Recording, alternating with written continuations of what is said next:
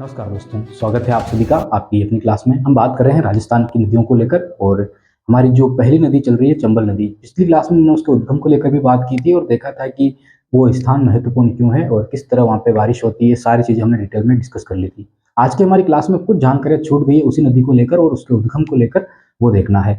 राजस्थान की जो नदियाँ होती है ना, वो मौसमी होती है, तो कुछ महीनों के लिए वो बहती है, फिर या तो सूख जाती है और उनके पानी को स्थिर रखने के लिए हम क्या करते हैं कि बांध बना देते हैं, ताकि काफ़ी समय तक उस पानी को रोका जा सके और फिर उसको यूज़ में भी लिया जा सके।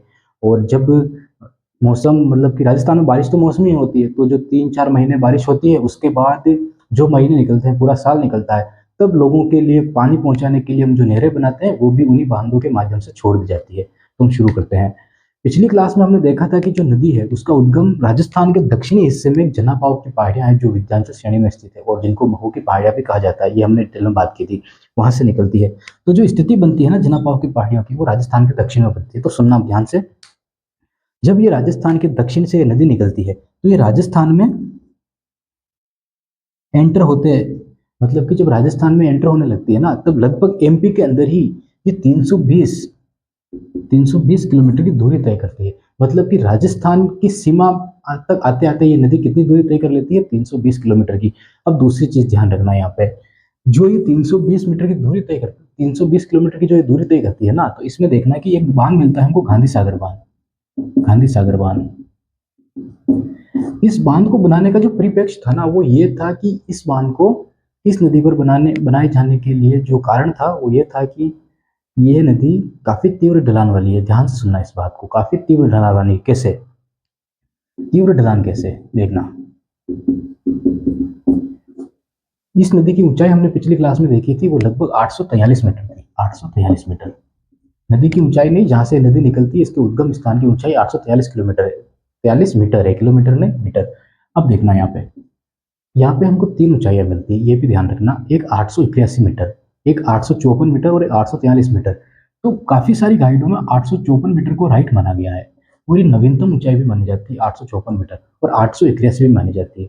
तो जो राइट माना जाएगा ना, वो ये इसके परसेंटेज ज्यादा है कि वो 854 मीटर को राइट मान ले। तो आपकी गाइड में देखना कि कौन सी ऊंचाई दे रखी है, 843 दे रखी है, 854 दे रखी है या 881 दे रखी है, उसको ही राइट मान लेना आप। ठीक है, उसके बाद आगे बढ़ते हैं। ये गांधी सागर जो बांध बनाया गया इस नदी पर, इसका कारण था ये तीव्र ढलान। अब सुनना, इस बांध का वर्तमान में चार प्रकार से यूज किया जा रहा है। पहला, पानी को रोकने के लिए, जो ज्यादा तेज बहाव हो रहा है इस पानी का और उसके कारण काफी ज्यादा कटाव हो रहा है, तो मतलब प्राकृतिक दोहन हो रहा है, तो प्राकृतिक प्रवाह को नियंत्रित करने के लिए ये गांधी सागर बांध बनाया गया। पहला उद्देश्य इसका ये था। दूसरा उद्देश्य, इस पानी से विद्युत बनाई जा सकती थी, तो हमने दूसरा उद्देश्य ये रखा और इससे विद्युत बनाई। तीसरा, इससे उस क्षेत्र को सिंचाई आपूर्ति की जा सकती थी बांध बनाकर, तो हमने सिंचाई के लिए बांध बनाया। और चौथा, इस बांध से जो पारिस्थितिक तंत्र था उस पर काफी गहरा प्रभाव पड़ रहा था। कारण क्या था कि ये नदी निरंतर गहराई वाली होती जा रही थी और काफी ज्यादा मात्रा में कटाव करती हुई जा रही थी। अब यहाँ पे एक इंपॉर्टेंस और आती है, वो है कि जो ये पहाड़ियां है ना विंध्याचल श्रेणी की, देखना, जैसे विंध्याचल श्रेणी की पहाड़ियां, महू की पहाड़ियां, जब ये नदी इन पहाड़ियों के एक स्थान से निकलने लगी, तब क्या हुआ कि दो चीजें यहाँ पे मिलती। एक तो विंध्याचल श्रेणी, जिस पर पहले ही काफी सारी चट्टाने हैं, काफी सारी मात्रा में चट्टाने, चूना पत्थर हमको मिल जाते हैं। दूसरी चीज की, इन्हीं चट्टानों के ऊपर लावा बिछ गया था और लावा बिछने के कारण वहां पे जो चट्टाने बन गई वो बेसाल्टिक चट्टाने बन गई। तो जो चट्टाने पहले थी और उनके ऊपर लावा बिछ जाने के कारण और काफी सालों तक ये प्रोसेस रहने के कारण जब वो सूख गया, तब क्या हुआ कि अंदर वाली चट्टाने काफी कठोर हो गई और ज्यादा कठोर हो गई। उसके कारण जब ये कटाव करने लगी ये नदी पानी से, तब क्या हुआ कि साइड में जो ये पर्वत श्रेणी है ना, ये खड़ी की खड़ी रही और गहराई कहाँ पे होती गई, यहाँ पे। इसीलिए यहाँ पे कहा जाता है कि जो विंध्याचल श्रेणी की कगार भूमि और जहाँ से ये नदी निकलती है, इस नदी ने काफी गहरी संकड़ी घाटियां बनाई है और काफी तीव्र ढलान वाली है। जब ये पहाड़ी साइड से उतनी ही ऊंचाई पर रहेगी, तो यहाँ से आने वाली दूसरी जल धाराएं अपना पानी तेजी के साथ बहा के लाएगी कि नहीं लाएगी, बहा के लाएगी। जब ये तेजी के साथ बहा के लाएगी, तब ये राजस्थान के इस हिस्से को काफी नुकसान पहुंचा देगी।